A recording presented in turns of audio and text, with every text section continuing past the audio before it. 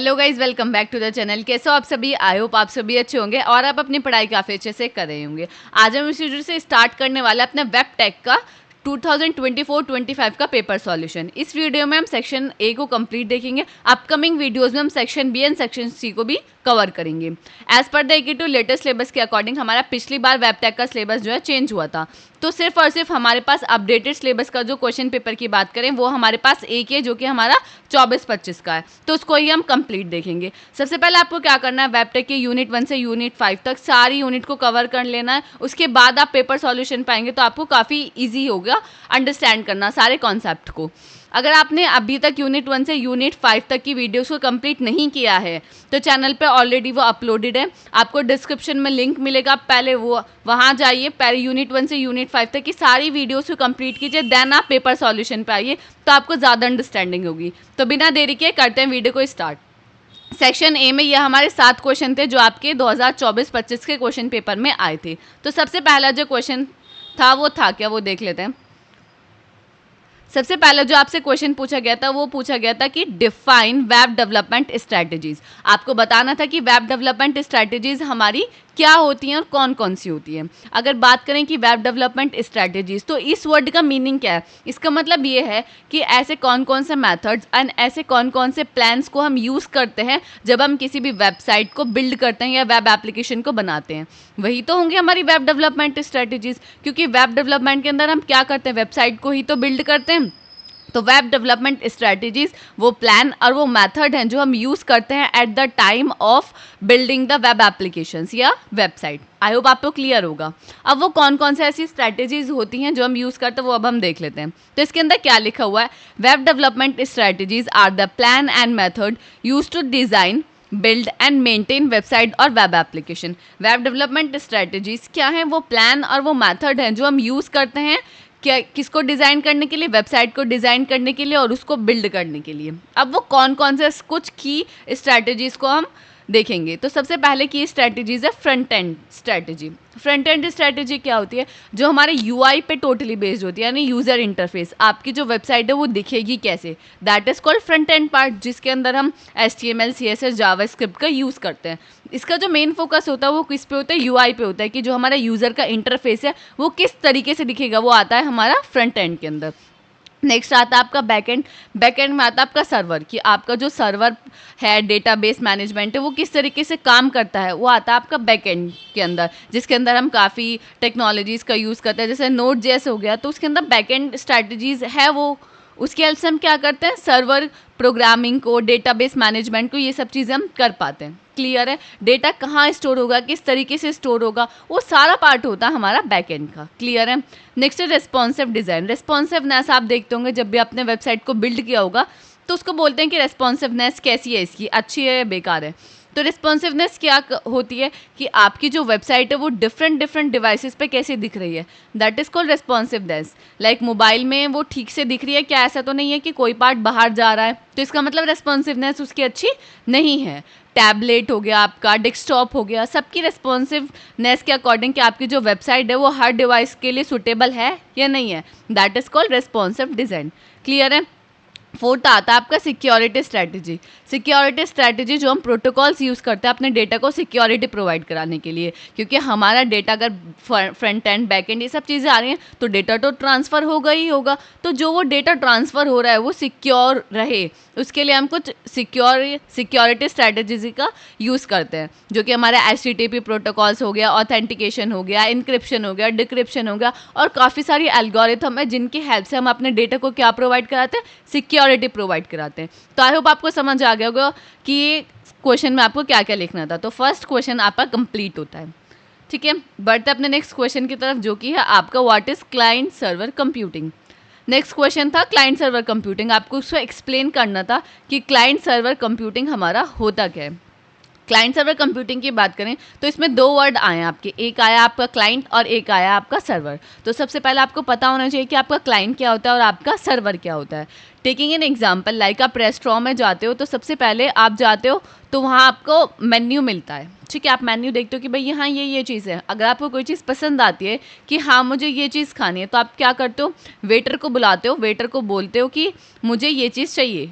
वो ऑर्डर आपका लेता है, वो किसके पास जाता है, वो जाता है शेफ़ के पास। शेफ़ के ऑर्डर देता है कि आपको ये चीज़ें बनानी है, देन वो आपको जब वो बन जाती है वो चीज़, लाइक आपने चाउमीन बोला तो वेटर चाउमीन के लिए शेफ़ के पास गया कि चाउमीन चाहिए हमारे कस्टमर को, तो आप बना दो। शेफ़ बनाएगा, देन आपके पास कौन लेके आएगा, वेटर लेके आएगा। तो यही हमारा क्लाइंट सर्वर कंप्यूटिंग का काम होता है। तो आप जो आप गए उसको बोलते हैं हम क्लाइंट। सर्वर क्या हुआ, वेटर। आप डायरेक्टली शेफ़ के पास नहीं जाते कि मुझे चाउमीन चाहिए, तो आप शेफ़ के पास थोड़ी जाते हो। कौन होता है बीच में, वेटर। तो वेटर क्या है, यहाँ सर्वर की तरह काम करता है। इसी तरीके से अगर आप कभी भी रिक्वेस्ट करते हो डेटाबेस से, आपको कोई भी डेटा चाहिए होता है, तो आप डायरेक्टली डेटाबेस के पास नहीं जाते कि हाँ मुझे डेटाबेस के पास आप चले गए कि मुझे ये डेटा दे दो। नहीं, डेटाबेस इस तरीके से काम नहीं करता। बीच में क्या होता है, सर्वर।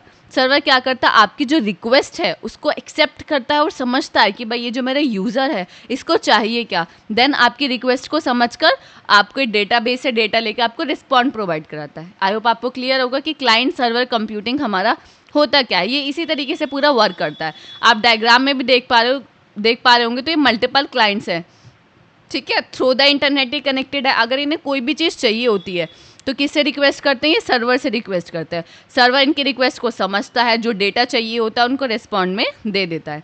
तो ये पूरा काम होता है हमारा क्लाइंट सर्वर कंप्यूटिंग का।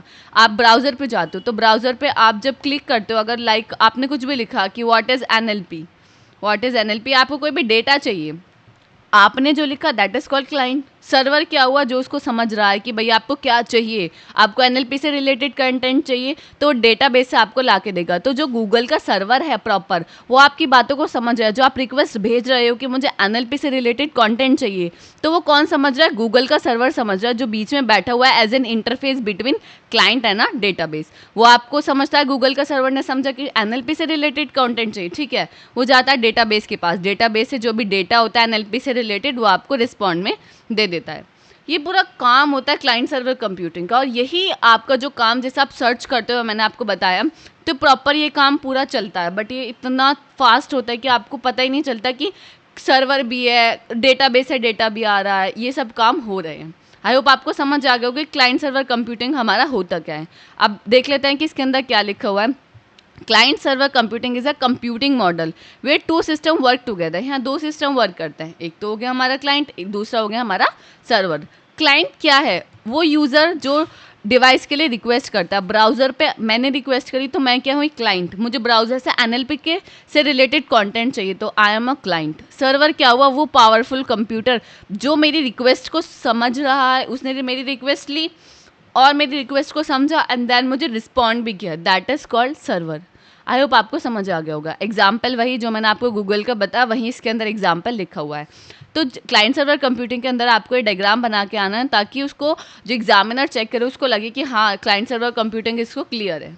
आई होप आपको समझ आ गया होगा कि हमारा क्लाइंट सर्वर कंप्यूटिंग हमारा होता क्या है। अब बढ़ते अपने नेक्स्ट क्वेश्चन की तरफ, जिसमें आपसे क्या पूछा गया था कि आपको मार्जिन प्रॉपर्टीज़ बतानी थी। सीएसएस के अंदर मार्जिन प्रॉपर्टीज़ का हम यूज़ करते हैं। एक मार्जिन होता है, एक पैडिंग होता है। तो आपको यहाँ पैडिंग का नहीं बताना था, आपको बताना था कि जो मार्जिन प्रॉपर्टीज़ का हम यूज़ करते हैं सीएसएस के अंदर, वो उसका क्या यूज़ होता है, ठीक है। तो मार्जिन की अगर मैं बात करूँ, बेसिकली फॉर एग्जाम्पल मेरे पास ये मेरा स्क्रीन है, ठीक है। यहाँ मैंने कुछ कॉन्टेंट लिखा हुआ है, मैंने पैराग्राफ लिखा हुआ है एक बॉक्स के अंदर, ठीक है। लाइक वेब टेक मैंने इसके अंदर लिखा हुआ है, वेब टेक BCS जो भी इसका सब्जेक्ट कोड है, ये सब चीज़ें मैंने कुछ पैराग्राफ में लिखी हुई हैं। अब मैं क्या चाहती हूँ कि ये जो मेरा पूरा बॉक्स है, ये जो प्रॉपर बॉक्स है, ये थोड़ा सा अंदर की साइड हो जाए, यानी आउटसाइड से थोड़ा स्पेस ले ले, ऐसे बॉर्डर से ना थोड़ा अंदर की साइड हो जाए। तो वहाँ मैं क्या दूंगी, वहाँ मैं दूंगी मार्जिन प्रॉपर्टीज़। क्लियर है।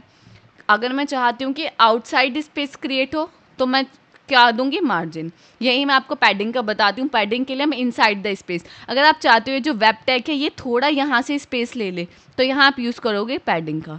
तो मार्जिन आपको समझ आया, मार्जिन क्या है। मार्जिन प्रॉपर्टी CSS में हमारा स्पेस क्रिएट कर दे, बट कहाँ, बॉर्डर से आउटसाइड की तरफ हमारी स्पेस क्रिएट करती है। पूरे एलिमेंट के जो एलिमेंट है उसको आउटसाइड से स्पेस प्रोवाइड कराती है। It control the distance between one element and another, ये डिस्टेंस को मेंटेन करता है। इसके जो डिस्टेंस जो आप जैसे पैडिंग देते हो तो वो टॉप राइट बॉटम लेफ्ट इस तरीके से आप देते हो। कैसे देते हो? Top right bottom left. Top से कितनी आपको पैडिंग वो मार्जिन चाहिए, राइट से कितना चाहिए, बॉटम से कितना चाहिए, लेफ्ट से कितना चाहिए, आप अपने अकॉर्डिंग उसको मार्जिन देते हो। क्लियर है? जैसे मैंने आपको बताया इस पैराग्राफ को मुझे मार्जिन देना है, तो मैं किस तरीके से लिखूंगी कि मुझे मार्जिन देना है 20 px। अब मैंने 20 px यहाँ लेफ्ट नहीं लिखा, राइट नहीं लिखा, तो वो ऑटोमेटिकली टॉप से भी, राइट से भी, बॉटम से भी और लेफ्ट से भी, चारों तरफ से वो 20 px पिक्सल के क्या ले लेगा? मार्जिन ले लेगा। अगर आपको थोड़ी सी भी कन्फ्यूज़न है तो अभी मैं आपकी कन्फ्यूज़न दूर हो जाती है, मैं आपको समझाती हूँ। लाइक W3 एडिटर पर हम गए, ठीक है, मैं थोड़ा जूम कर देती हूँ आपको दिखाने के लिए। क्लियर है? यहाँ हमारा क्या है, यहाँ हमारी कुछ प्रॉपर्टीज़ जो हमने दे रखी हैं, जैसे कि आप यहाँ देख रहे होंगे कि हमारा एक पैराग्राफ है ये लिखा हुआ, जैसे मैंने आपको एग्जाम्पल के अंदर बताया था। तो मैं ये चाहती हूँ ये जो पैराग्राफ है ना, ये आउटसाइड से थोड़ा अंदर की साइड हो जाए, लाइक स्पेस ले ले थोड़ा। तो मैं क्या दूंगी? मार्जिन दूंगी। मार्जिन कितना दूंगी? टॉप राइट बॉटम लेफ्ट, इस तरीके से। तो मैंने दे दिया कि जो मेरा मार्जिन है, यहाँ मैंने मार्जिन की प्रॉपर्टीज़ दे दी, ठीक है। अभी मैं देती हूँ, ठीक है। तो यहाँ हमारा, ठीक है, ये मैंने दे दी 25 px, 50, 75 और 100 px। अब जैसे आप इसको रन करोगे तो आप देख पा रहे हो इसने आउटसाइड से प्रॉपर क्या ले लिया, इसने पैडिंग ले, वो स्पेस ले लिया है, ठीक है। पहले कहाँ था? बिल्कुल यहाँ था। अब मैंने इसको क्या कह दिया है कि भाई आप 50 px या 20 px, 25 px और 100 px अंदर की साइड हो जाए, आउटसाइड से थोड़ा स्पेस ले लो। तो देखा आपने क्या डिफरेंस आया? तो दैट इज़ कॉल्ड मार्जिन। और यहीं अगर मैं आपको थोड़ा पैडिंग का भी कॉन्सेप्ट क्लियर कर देती हूँ, इसको ही हम कॉपी पेस्ट कर लेते हैं। अगर यही मैं देखो आप कि यहाँ हमने जो मार्जिन लिया सेम इसी की हम क्या दे देते हैं? पैडिंग दे देते हैं, ठीक है। ये वाला जो सेकेंड लाइन है, यहाँ हमने पेस्ट कर दिया। मार्जिन की जगह सिर्फ हमने क्या कर दिया? यहाँ पैडिंग कर दिया,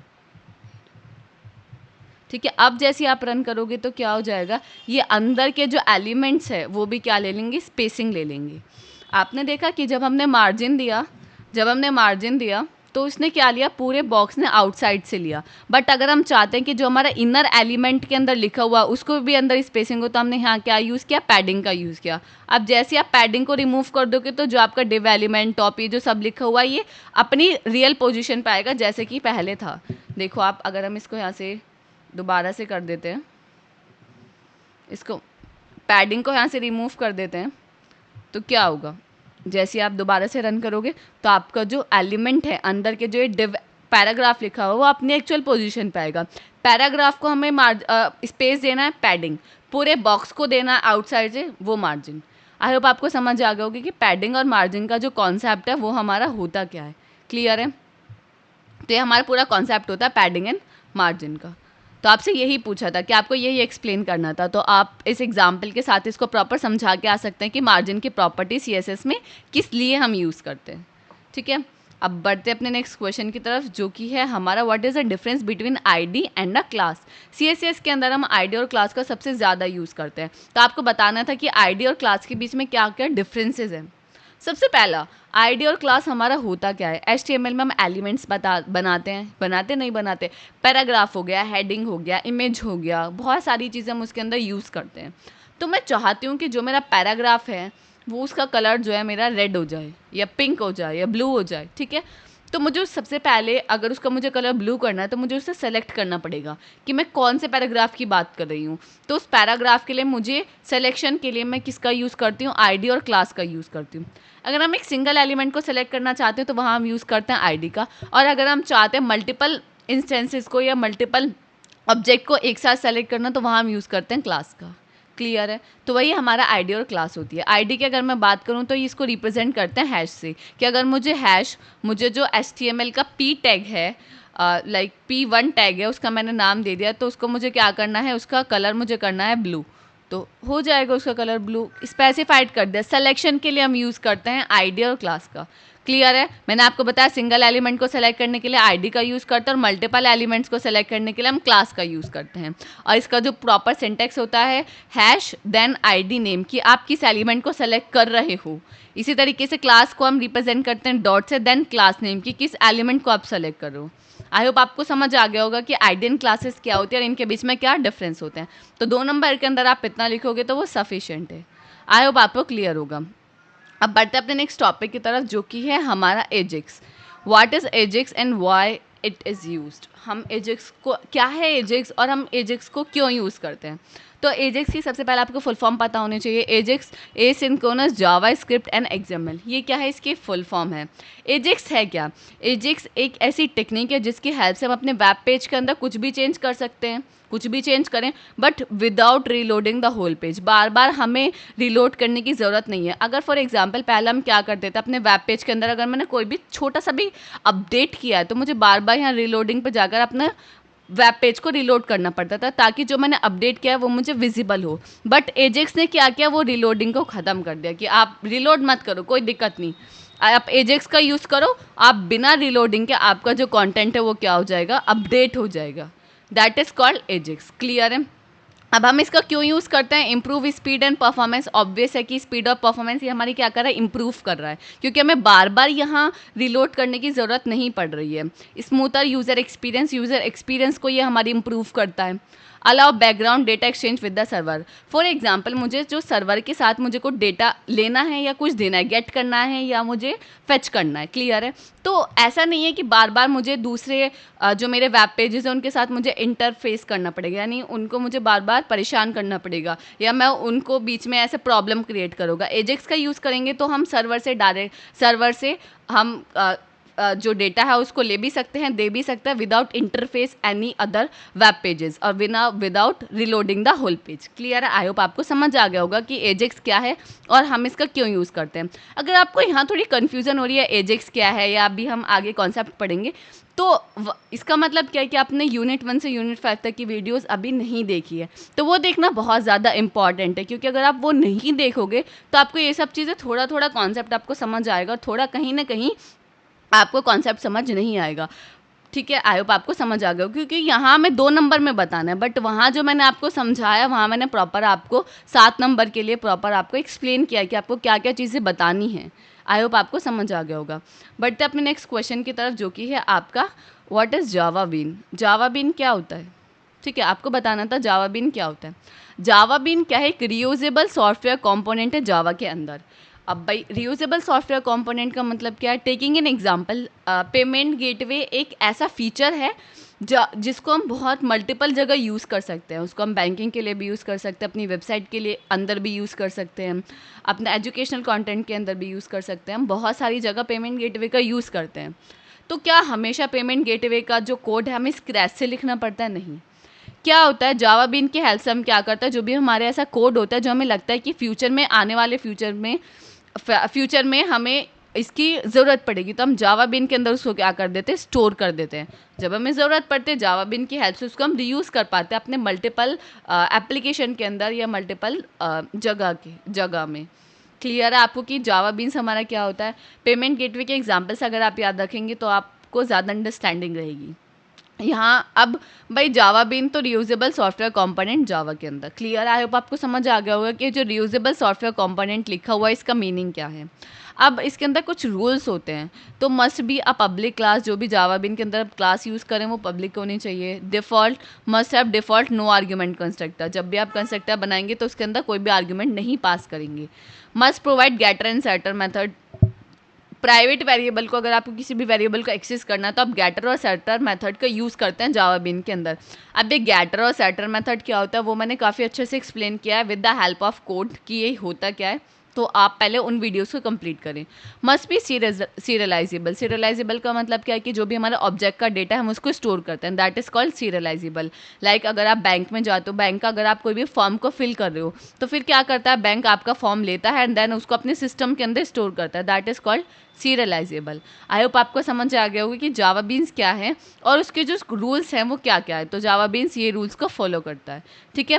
जावा beans are often use to store and share data between different part of web application, user details, product information. आप कहीं पे भी जो ये जावा बीन्स का कोड है आप मल्टीपल जगह यूज़ करते हैं, जिससे आपका टाइम बहुत ज़्यादा बचता है, एफिशिएंसी बढ़ती है, प्रोडक्टिविटी बढ़ती है, आपको इसका ऐसे कोड बार बार लिखना नहीं पड़ेगा। क्लियर है। तो जावा बीन्स एक बहुत इंपॉर्टेंट रोल प्ले करता है। आई होप आपको समझ आ गया होगा। अब बढ़ते अपने लास्ट क्वेश्चन की तरफ, जो कि है आपका what are the method of servlet interface. Servlet interface के हमारे क्या क्या मेथड्स हो सकते हैं, यहाँ उसकी लाइफ साइकिल को हमें बताना था। Servlet interface provide method for handling request and managing life cycle of a servlet. Servlet interface है क्या? ये कैसा मेथड है जिसके अंदर हम क्या करते हैं, रिक्वेस्ट को हैंडल करते हैं और जो भी हमारी सर्वलेट की लाइफ साइकिल होती है उसको क्या करते हैं, मैनेज करते हैं with the help of servlet interface. अब इसके अंदर क्या क्या होता है सर्वलेट इंटरफेस के अंदर? पहला, लाइक फॉर एग्जांपल, मैं आपको एग्जांपल के थ्रू समझाती हूँ कि मुझे अपने फ्रेंड को क्या करना है, कॉल करनी है। ठीक है, मैंने अपने फ्रेंड को कॉल करनी है, तो सबसे पहला इनिशियल स्टेप क्या होगा कि जिस फ्रेंड को मुझे कॉल करनी है मेरे पास उसका नंबर होना चाहिए। ठीक है, अगर मेरे पास नंबर होगा तो मेरे पास एक प्रॉपर सर्विस होनी चाहिए जिसकी हेल्प से मैं उसको कनेक्ट कर सकूं। तो मेरे पास अगर सर्विस है, मेरे पास इंटरनेट की कनेक्टिविटी है, या मेरे मोबाइल फ़ोन में रिचार्ज है, या मुझे सर्विसेज कौन प्रोवाइड करता है, एयरटेल, आइडिया, जियो, ये सब क्या पर प्रोवाइड करता है आपको, सर्विसेज तो प्रोवाइड कराते हैं। तो अगर मेरे पास सर्विसेज भी हैं तो मैं क्या करूँगी, बात करूँगी, देन मैं क्या कर दूँगी, डेस्ट्रॉय यानी फ़ोन को कट कर दूँगी। तो यही 3 स्टेप्स होते हैं इसकी जो सर्वलेट की लाइफ साइकिल होती है। तो वो आपको लाइफ साइकिल के स्टेप बता दो और आप बताओ कि सर्वलेट इंटरफेस क्या करता है, इस लाइफ साइकिल को मैनेज करता है। तो इनिट क्या हो गया, init call once when the servlet is created. जब भी हम सर्वलेट को क्रिएट करते हैं तो ये एक ही बार कॉल होता है। लाइक जैसे मैंने अपने फ्रेंड को कॉल करी तो मैं नंबर एक ही तो बार मिलाऊंगी, बार बार रिपीटेडली मिलाती रहूंगी नहीं, एक बार मिल गया तो मिल गया। देन सर्विसेज, सर्विसेज यानी वो एयरटेल, आइडिया, जिसके थ्रू मैं क्या करूँगी, कनेक्ट कर पाऊंगी। Handling client request like get and post, जो मैथड्स होते हैं। थर्ड होता है आपका डेस्ट्रॉय। डेस्ट्रॉय का मतलब क्या है कि सर्वलेट, जैसे मैंने कॉल पर बात कर ली तो मैंने क्या कर दिया, कॉल को कट कर दिया, that is called destroy. Call before servlet is remove from memory, जब हम सर्वलेट को मेमोरी से रिमूव करने वाले होते हैं तो तब हम क्या करते हैं, इसको डेस्ट्रॉय को कॉल करते हैं। सर्वलेट इंटरफेस समझ आया आपको क्या है? सर्वलेट इंटरफेस एक ऐसा मेथड है जिसकी हेल्प से हम जो भी रिक्वेस्ट आती है उनको हैंडल करते हैं, साथ ही साथ हम जो भी सर्वलेट की लाइफ साइकिल है उसको क्या करते हैं, मैनेज करते हैं। आई होप आपको समझ आ गया होगा। तो यहाँ हमारा जो सेक्शन ए है वो हमारा कंप्लीट होता है। यहाँ हमने सेक्शन ए को कंप्लीट देखा, इन डिटेल देखा। अगर आपको कोई भी कन्फ्यूजन है तो आप कमेंट सेक्शन में बता सकते हैं। और अभी तक अगर आपने वीडियोस नहीं चेकआउट किए तो जल्दी से जाइए, पहले वीडियोस को चेकआउट कीजिए, देन आप इस पर स्विच कीजिए तो आपको ज़्यादा अंडरस्टैंडिंग होगी। और अभी तक अगर आपने हमारी एप्लीकेशन को डाउनलोड नहीं किया है तो जल्दी से जाके डाउनलोड कीजिए, वहीं आपको ये जो PDF है वो आपको वहीं प्रोवाइडेड होगी। क्लियर है? उसका लिंक आपको डिस्क्रिप्शन में मिलेगा। अगर आप वेब एप्लीकेशन भी है हमारी, उसको भी आप विजिट कर सकते हैं, वहाँ पे भी आपको नोट्स एक्सेसिबल होंगे। आई होप आपको क्लियर होगा। So thank you so much for watching this video. मिलते हैं किसी अगली वीडियो में।